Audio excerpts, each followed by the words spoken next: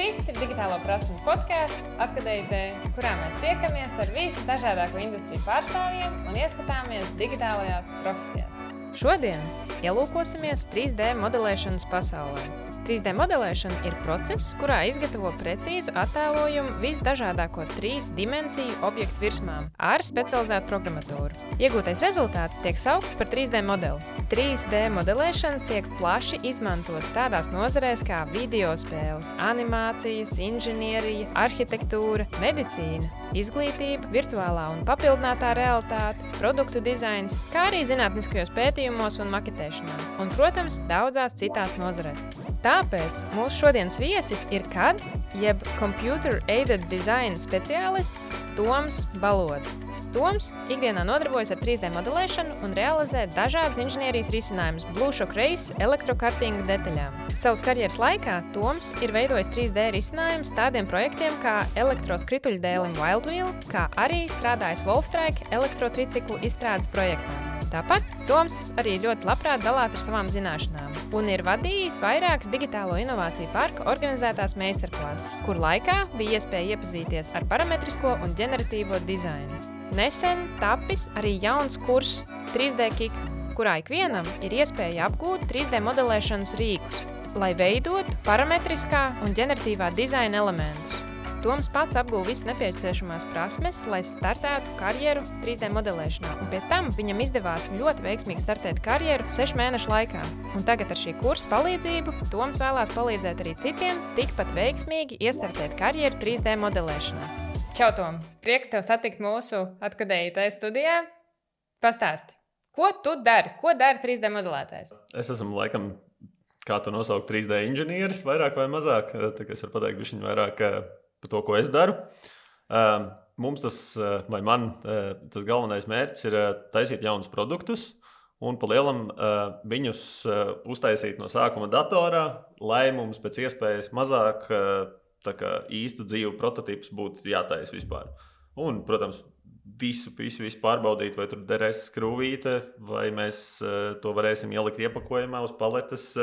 Pilnīgi visas, cik vien iespējams, protams, ar 3D modeli, visas tās iespējamās potenciālās problēmas jau paredzēt un risināt. Un arī, protams, komunicēt kopā ar komandu, tā lai visiem viss būtu ļoti skaidrs, kā un ko, kur darīs un ko liks un kā taisīs, pieņemsim arī. Kā tu teikt ar saviem vārdiem? Kas tad īsti ir 3D modelēšana? Tas ir tā kā vai nu izdomātu, vai reālu objektu pārtaist digitalizēšanā un uz datora, tā lai mēs varam visu kaut kādā veidā viņu tā kā pārbaudīt, varbūt arī mainīt un tā kā saprast, var arī piedāvāt pilnīgi visas fiziskās īpašības, tur materiālu, izskatu, caurspīdīgumu. Un jā, viņš tiek izmantots praktiski visās man zināmās lielākajās industrijās, tur filmās, inženierijā, protams, video spēlēs un arī, protams, arī mūsdienās arī mākslinieki taisa visu kaut kādas instalācijas arī ar to pašu 3D modelēšanu, kā mums, man liekas, Liepājā pirms gada bija, ja nemaldos. Jā, es arī, man liekas, tur bišķiņ piedalījos.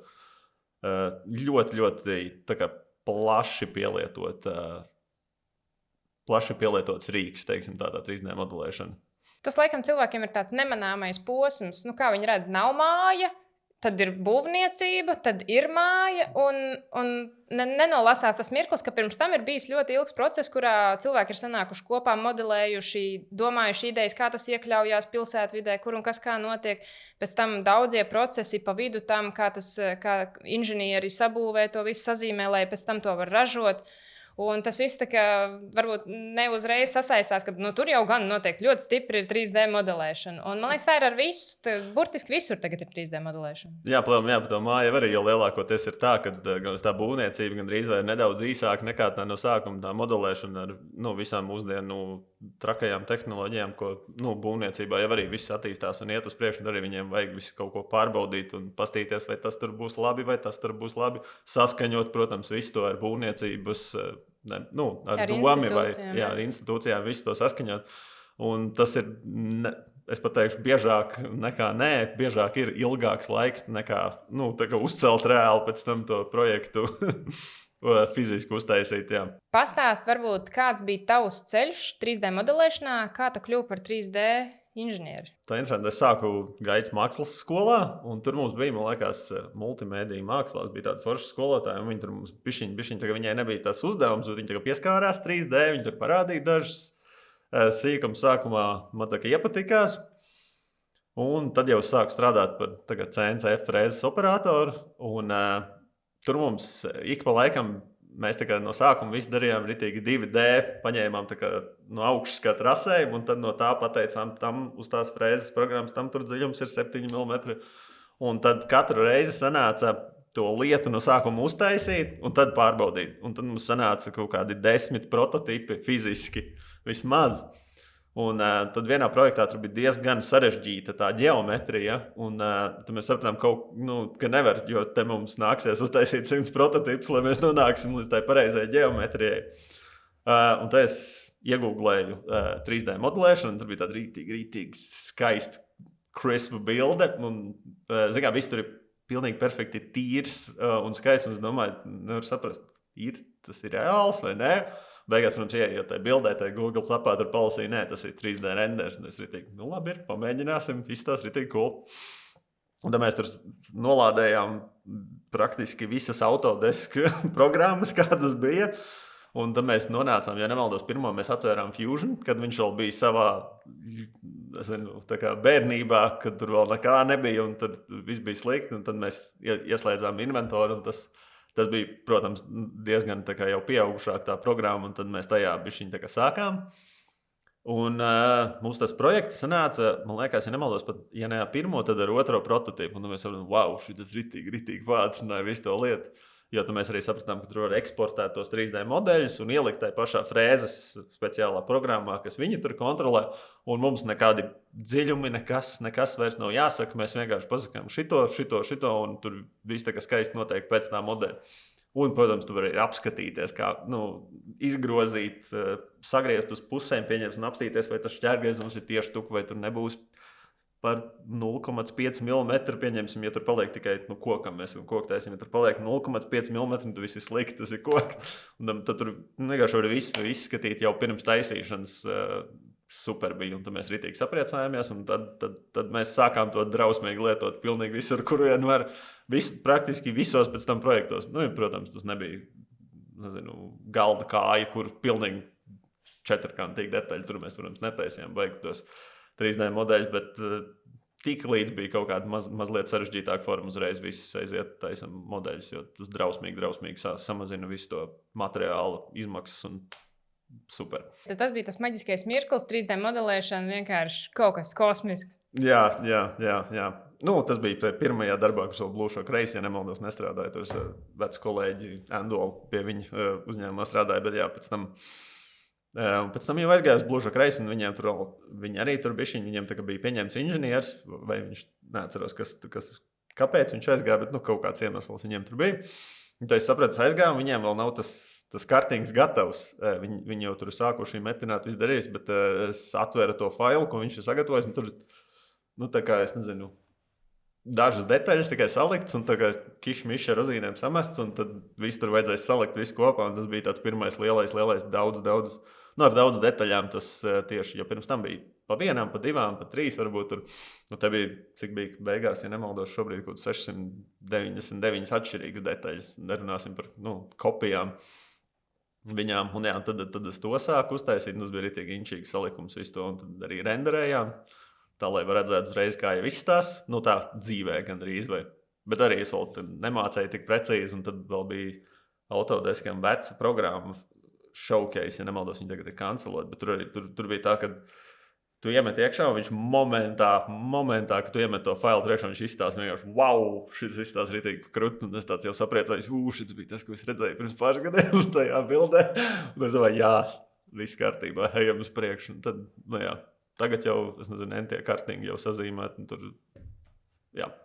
Tas bija tas brīdis, kad es aizgāju uz Blue Shock Race, un tad jau sākās tādi nopietnāk, lielāki mezgli, visi tie salikumi un mezgli ar tām detaļām un tā. Savā darbā tu Blue Shock Race'ā izmanto gan ģeneratīvo, gan parametrisko dizainu, ne?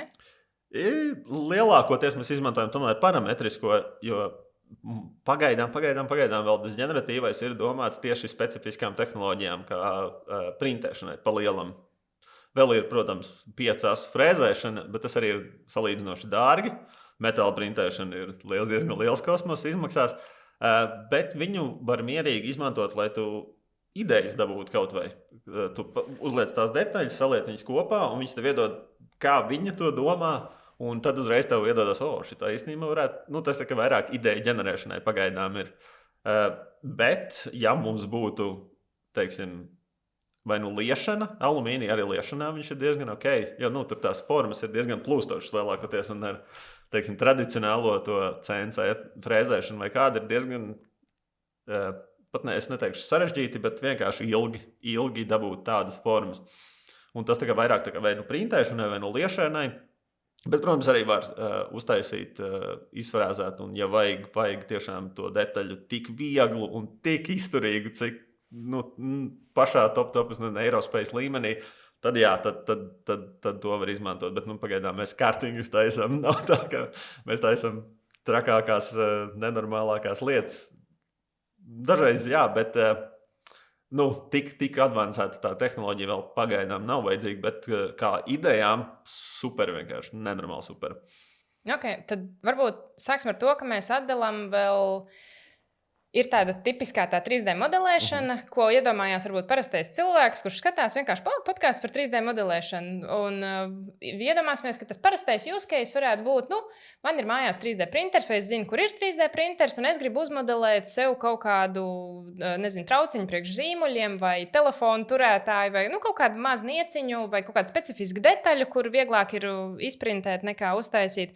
Tas ir tas viens tāds, salīdzinoši vienkāršs veids. Cik tad tālu tur var iet tajā 3D modelēšanā? Ir sajūta, ka, ko tu vari uzzīmēt. Un tad nāk tie nākamie slāņi, kad ir tiešām tas advancētais līmenis, kad ir tas parametriskais dizains, ģeneratīvais dizains, ir noteikti vēl kaut kāda virzienī modelēšanā, kur var iet, ar ko atšķirās, vai kas ir tā feature, vai tas īpašais parametriskajā un ģeneratīvajā modelēšanā. Kā parametriskais ir vairāk vai mazāk, kad tā, lai būtu viegli saprast, es varu paskaidrot sarežģīt, kad tie visi izmēri, jeb pieliktās leņķi vai kas, ir sasaistīti viens ar otru. Tas ir parametriskajā, ka tu paņem pamatu, pieņemsim 10x10 mm, un tagad tu pasaki augstums, viņai ir tas platums dalīts ar 4, pieņemsim. Un tad tu vari uztaisīt, pieņemsim, ka viņš tiek izgrabts ārā, un tas ir atkal tas 100 dalīts, pieņemsim, ar 10. Un tad nomainot to pamata izmēru, tev pamainās pilnīgi viss tas modelis, un viņš tā kā sajiet vēl joprojām visu kopā. Protams, tas bija salīdzinoši vienkārši, un tu vari salikt vairākas detaļas, kad tiklīdz tu pieņemsi nomaini skrūcaurumu, tev arī nākamajā detaļā viņš automātiski nomainās. Bet tas ir pa lielam izmēru, jeb parametru pievienošana modelim, un skaitliska tā modelēšana vairāk vai mazāk. Tu pasaki 100x100, tad nākamais ir tas. Un tas ir viss tevis, tā kā tavs no tevis nāk, tas nav tā, ka kaut kur tas rodās. Ģeneratīvais ir vairāk vai mazāk, ka tu pasaki, ko tu gribi no tās detaļas, gan arī vai, ka tu pasaki, viņai jāiztur tik un tik spēki, viņa tur un tur pieskrūvēsies, tagad sataisa man to detaļu, pieņemsim. Un tad viņš ģenerē, varētu pateikt, 100, bet tas ir atkarībā, cik tu viņam iedod to brīvību, pieņemsim, ar kādu materiālu, jo, pieņemsim, ja viņš uztais 2 materiālos un 2 veidos, tad būs 4. Bet, ja tu uztais jau 5 materiālos un 10 veidos ražosies, tad jau būs 50 veidi. Un, protams, tu vari nedaudz pamainīt vai tos spēkus, vai sākotnējo ģeometriju, jo kaut kādu bišķiņu ģeometriju tev viņam ir jāiedod, lai viņš saprastu, kur kaut ko pieķert klāt. Jo pilnīgi no zila gaisa viņš arī nevar izdomāt tās detaļas. Jā, tā kā vairāk vai mazāk parametriskais nāk no tevis, bet kas ir ļoti viegli, tā kā elastīgs un viegli maināms. Un otrais jau ir, kad dators pats ģenerē tev idejas gandrīz vai jā. Tad sanāk tā, ka parastā vai tā sākotnējā 3D modelēšana ir, ka es pati attaisu programmu, es uzzīmēju kāju, es pasaku, ka tik un tik, tas un tas. Es domāju, kāda tā figūra, kāds tas mans krēsls izskatīsies, kāda būs atzveltne, un pati to velku, savienoju un izstiepju, kā es gribu. Tad ar parametrisko dizainu es pasaku, ka ir virsma 1x un kājas ir 2x garumā, vai kaut kā, ka viņas jau sāk miedarboties. Jā. Kā atzveltne ir tik un tik, vai kaut kas tāds? Ka viņi ir vairāk mazāk sasaistīti uzņēmumi. Nebūs tā, jo tu pirmo tāpat dabūsi līdzīgi kā parastajā uzzīmēt vienalga. Vienīgais, bet tagad tu uzzīmē visu to modeli, tu tagad gribi kāju nedaudz šaurāku, un tagad tev būtu viss jāpārtaisa. Ja tu esi izdarījis visu pareizi, tu vari vienkārši nomainīt tās kājas izmēru, viņi samazināsies. Un arī pārējās 4 samazināsies. Un augšā, kur viņi piestiprināsies, tas caurums vai tapu vai kā tu viņu pieskrūvēs, tas arī pamainīsies un automātiski ieliksies vietā. Tas vienkārši tagad tāds time savers ir ļoti liels. Okay, ja tu pareizi visu izdari, protams, tur arī salikt tur tās formulas diezgan tādas čābīgas, un tad tev sanāks, ka tev kāja aizlido uz otru pusi. Protams, var, bet pārsvarā jau uztaisa viss ok.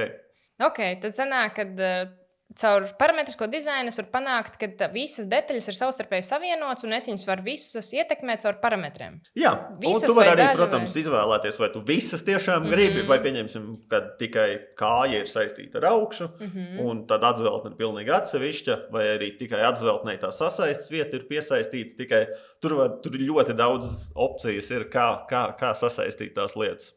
Tas mēs runājam par tādu vienkāršu objektu, bet ir jau sarežģītāku objektu, kur tu aiziet baigās galējībās, ka tur uztaisīts, kā saka, lielo to turbo dzinēju, un tad tur atkarībā no liekuma tev mainās diametrs, tur var aiziet tiešām lielās galējībās.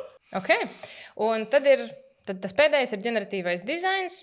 Un tur jau mēs palūdzam, ka mums sēdētājam krēslā ir jāiztur, kad 100 līdz 200 kg ir jāiztur šim krēslam pavisam noteikti.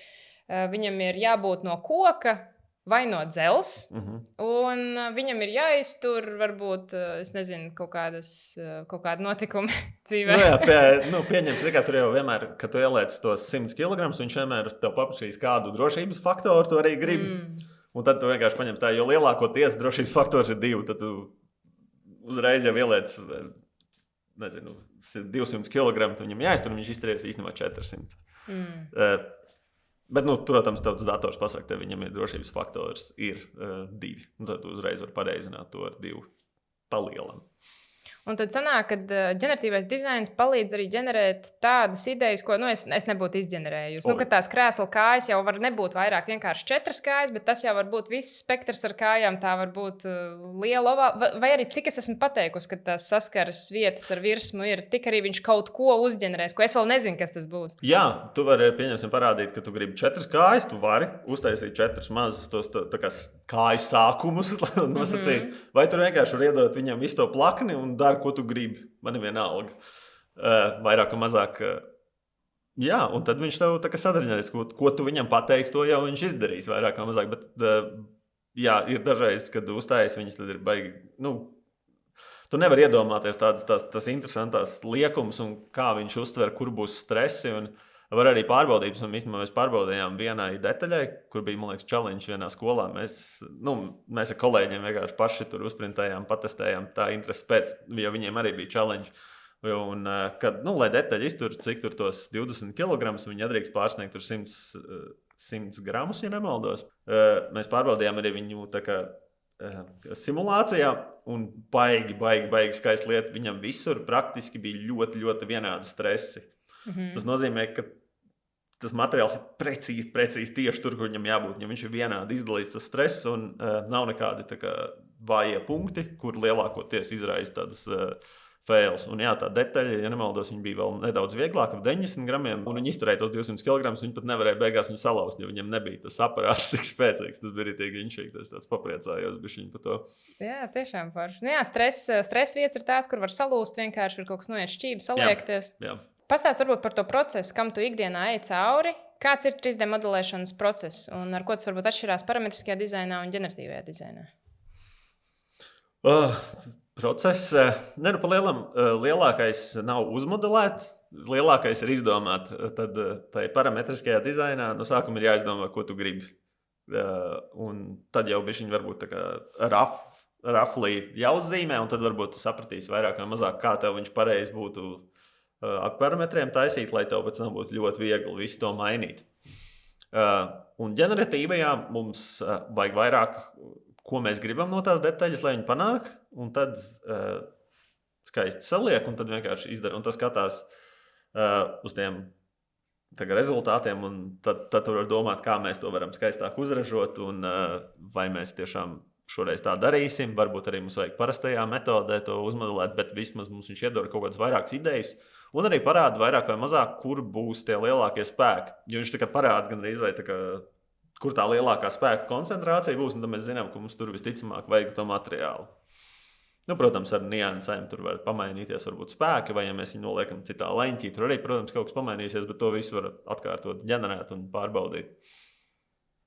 Tad sākumā ir ideja, ko? Jā. Pēc tam jūs jau, tad ir jau kaut kādi ideju variācijas, kaut kādi Jā, veidi, kaut kādi vairāki varianti var būt, jo tās idejas arī dažreiz ir, kur varētu uztaisīt viņus kādos 4 veidos. Un tad, protams, viss uzmodelē, un tad, jo lielākais jau ir, jo pašam vienam cilvēkam ir baigi grūti īstenībā to darīt, jo tu vienmēr skaties tikai no vienas perspektīvas, un kā tu esi iedomājies, kā būs, vienmēr vajag, lai kāds, vismaz inženieri ir traki, tajā varbūt ne augstākā līmenī, bet profesionālajā līmenī, tur vajag to, peer feedback, lai saprastu, ka, jo tu vari iedomāties, ka tas rītīgi labi strādās, bet īstenībā nē. Un tāpēc tur vajag vairākas variantus un arī, protams, iziet cauri kolēģiem un pastīties, vai nav kaut kas, ko tu varbūt esi piemirsis vai aizmirsis, vai, vienkārši neņems vērā. Pēc tam ir prototips. Jā. Un tad jau ir produkts. Atkarībā no, bet tas atkal var aiziet atpakaļ no prototīpa atkal uz modelēšanu. Tur var kišmiš būt, bet jā, lielākoties ir prototips, pārbauda, protams, varbūt tur tolerances jānomaina tās pielaides, kad detaļas sajiet kopā, lai tur ir varbūt 0,1 mm vairāk, tā lai viņš foršāk ietu kopā, bet jā, pa lielam ir no sākuma ideja, tad uzmodelēšana, protams, iziet visam cauri ar kolēģiem, pārbaudīšana, vai tev pēc tam jau ir prototips. Ja prototipam viss ir kārtībā, tad tiek pieslīpēts visticamāk viss kaut kādas pielaidītas arī finiši, vai kā viņi krāsos, vai ko darīs, un tad jau tas paliek pa produktu, gan arī vai pa gatavu detaļu. Kas ir lielākais izaicinājums 3D modelēšanā? Lielākais, kā vienmēr, ir izdomāt, ko vispār. Un tas īstenībā ģeneratīvs dizains bišķiņ palīdz tajā, ka tev palīdz nedaudz izdomāt. Bet viņš detaļas palīdz mēzgls, viņš vēl nepalīdz izdomāt mēzgls. Visu to salikumu, un tad vairāk vai mazāk grūtākais ir vispār tikt līdz tam pirmajai idejai, kā to visu salikt kopā. Un, jā. Lielākais jau modelēšanā nav, jo to 3D modeli ir salīdzinoši viegli uztaisīt. Jebkam, praktiski jebkam. Izdomāt viņu, tas ir tas lielākais visticamāk. Un vēl tikko, kā pasaka vārdu inženieris, tā visi introverti priecājās, ja inženieri, tāds stereotips valda. Cik liela nozīme 3D modelēšanā un inženierijā ir komunikācijai un darbam grupās vai darbam komandā? Drausmīgi liela, kā es iepriekš teicu, tas ir ļoti, ļoti svarīgi, jo, ka es biju viens, bija drausmīgi, visu laiku bija kaut kādi maziņi sīkumi, ko esmu aizmirsis, vai kāds nav pamanījis, ka es neesmu, jo vienīgais skatos to tikai no vienas perspektīvas, drausmīgi. Bet, protams, visi tie instrumenti drausmīgi ir tagad mūsdienās īpaši pēc Covid vai pirms Covid, vai es nezinu, kad viņi sāk, bet tur viņi ir attīstījuši tā, ka tu vari tiešsaistē kopistiski iziet cauri, tur grozīt tos modeļus un iet cauri komanda attālināti mierīgi, pat no otrās pasaules malas. Mēs arī serveru uztaisījām speciāli, lai sev uz vietas, lai būtu mūsējais, lai mums nav jāuztraucās par kādiem cloudiem, un arī viņš tur ar visu datu menedžēšanu tur darbojās, un tā kā komandas darbam ir ļoti liela nozīme. Okay. Un kā ir ar karjeras sākumu? Ja, pieņemsim, cilvēks tagad skatās, izklausās ritīgi interesanti īstenībā, vai, droši vien tur ir nepieciešama kāda telpiskā domāšana, vai varbūt pastāst, kas ir tās prasmes, kas ir nepieciešamas, ja cilvēks apsver domu, ka viņam varētu kaut kas šāds patikt.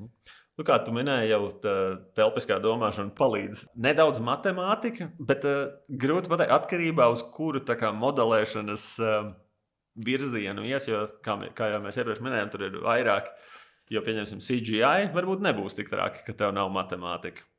Tas neko īsti nemainīs.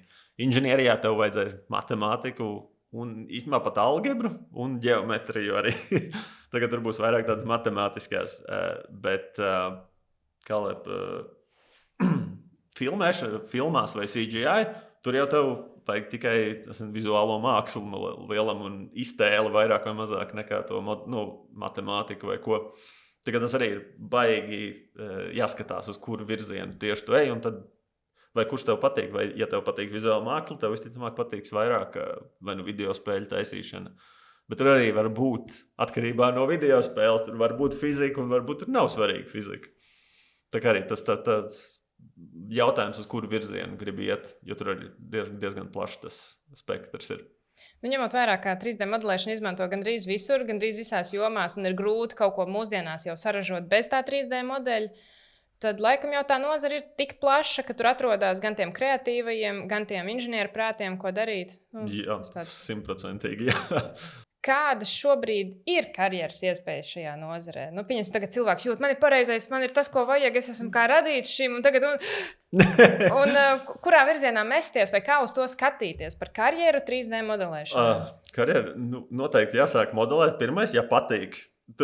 Galvenais jau ir pa lielam, lai patīk. Ja patīk, tad arī sanāks. Ja tad iesprings un mēģinās un darīsies un ies cauri problēmām. Karjeras iespējas, kā jau teicu, daudz un dikti. Varbūt es kā inženieris šajā gadījumā nezināšu tik daudz par CGI, bet es arī esmu dzirdējis, ka ir pat Liepājā. Mums ir, man liekas, tas pats Robijworks tur darās. Un es nezinu, cik viņam CGI ir labs jautājums, bet par to es zinu, kad ir. Un, protams, inženieriem tur, jebkura firma, kas kaut ko ražo, tur vajag, gandrīz, protams, ja tas nav kaut kāds galīgi iesākumā. Bet iesākumā arī palīdz, ja tev ir 3D modelēšana ritīgi, un ja vēl tu kaut ko citu māk, tad ir super, vēl ideālāk. Bet, jā.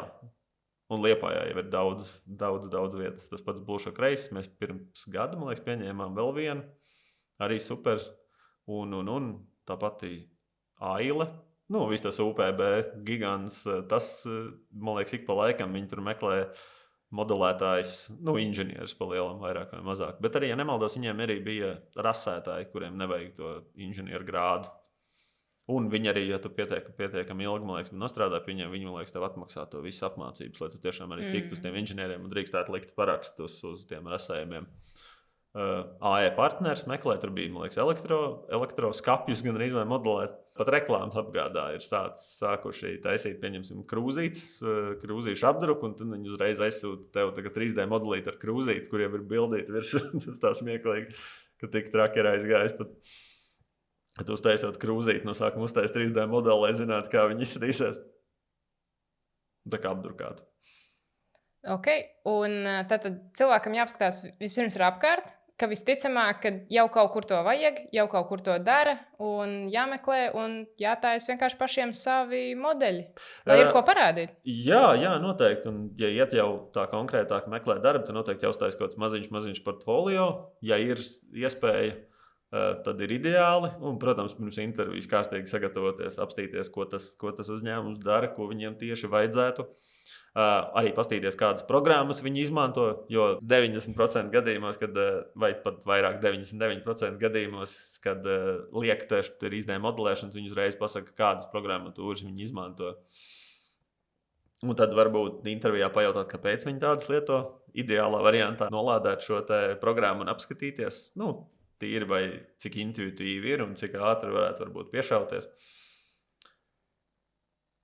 Un jā, protams, uzdot jautājumus intervijā, kāpēc un ko, un aiziet. Es domāju, ka diezgan ātri, jo cilvēkiem, uzņēmumiem aizvien vairāk un vairāk viņus vajag, jo aizvien vairāk un vairāk taisa. Un mums Latvijā, liekas, varbūt pirms 10 gadiem vēl nebija tik traki, bet tagad jau praktiski visi sapratuši, ka tā modelēšana ir vajadzīga un visiem praktiski vajadzīgs tas. Jā, tieši tā, ja visās nozarēs tas ir. Kā tev pašam, cik ilgā laikā tu jūti, ka tu esi nostabilizējies šajā karjerā? Cik ilgs laiks tev pagāja, lai startētu un justos, kad tu esi šajā nozarē iekšā, ka tu esi sācis karjeru?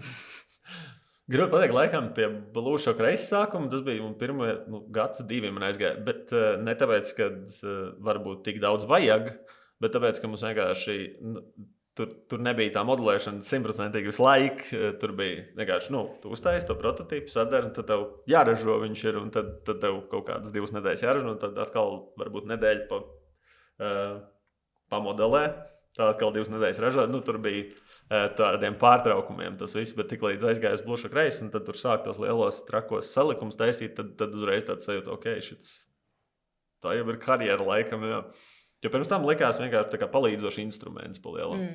Ok, un cik ilgā laikā tu apguvi, lai vispār justos, ka tu vari pieteikties vai sākt lietot tos rīkus?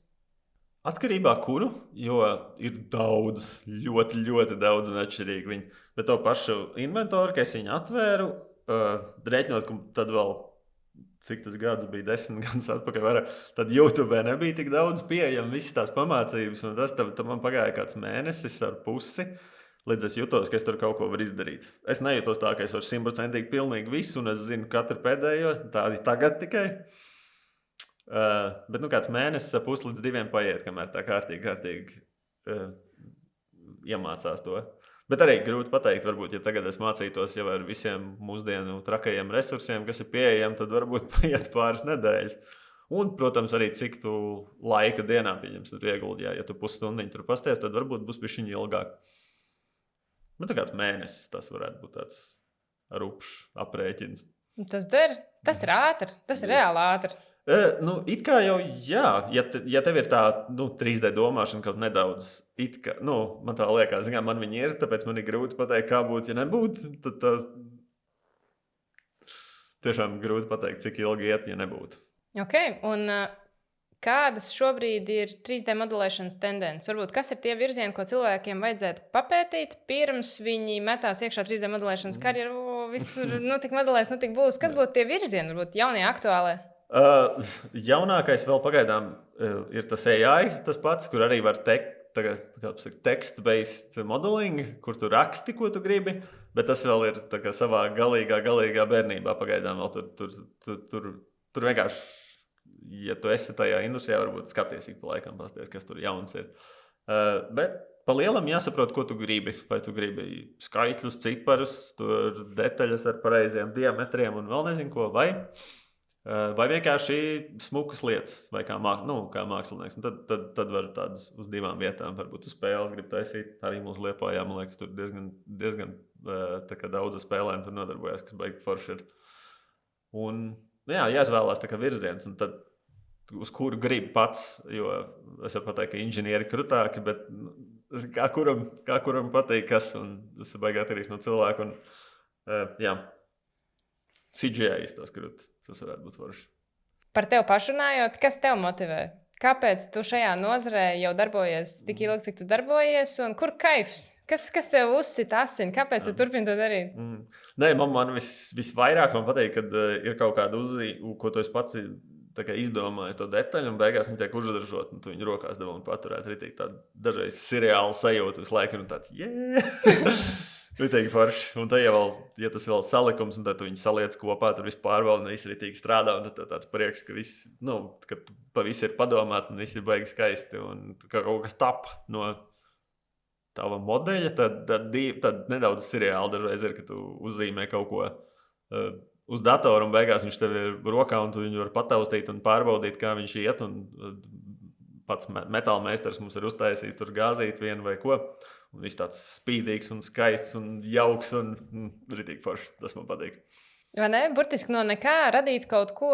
No idejas radīt produktu. Jā. Tas ir ritīgi inčīgi. Tā varētu būt ritīgi forši. Un tad pēdējais jautājums. Ko tu ieteiktu kādam, kurš šobrīd apsver doties 3D modelēšanas virzienā? Jā, apsvert, vajag bišķiņu pamēģināt, nokačāt kādu programmiņu, pastīties.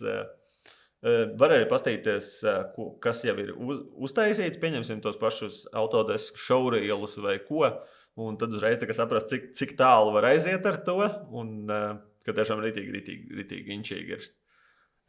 Un arī, protams, jābūt godīgam sevim un jāsaprot, ko grib darīt.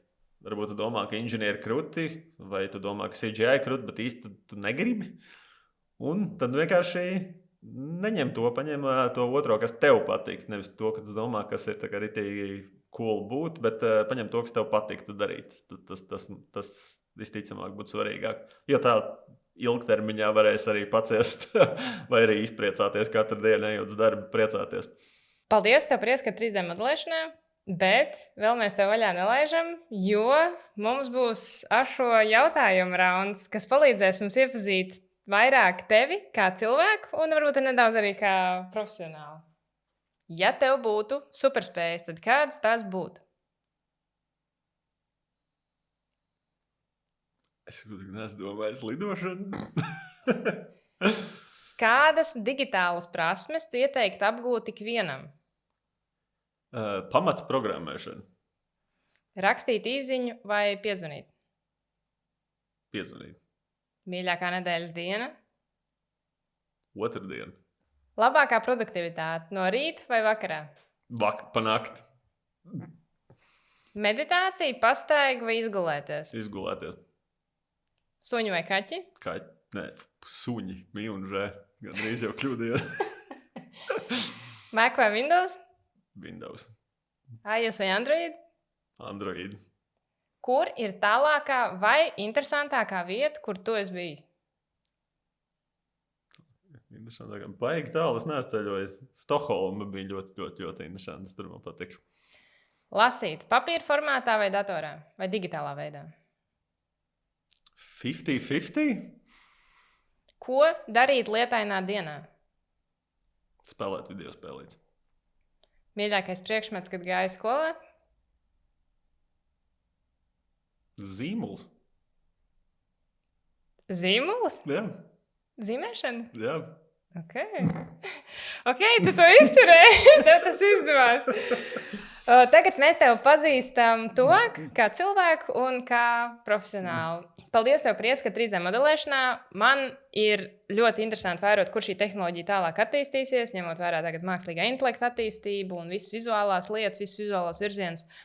Paldies tev un veiksmi darbā, lai viss izdodas. Paldies, ka uzaicināji, lai viss izdodas.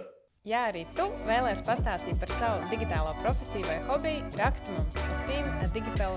Seko Atkadēji podkastam, YouTube, Facebook, kā arī populārākajās podcastu platformās. Tiekamies jau pēc 2 nedēļām. Čau!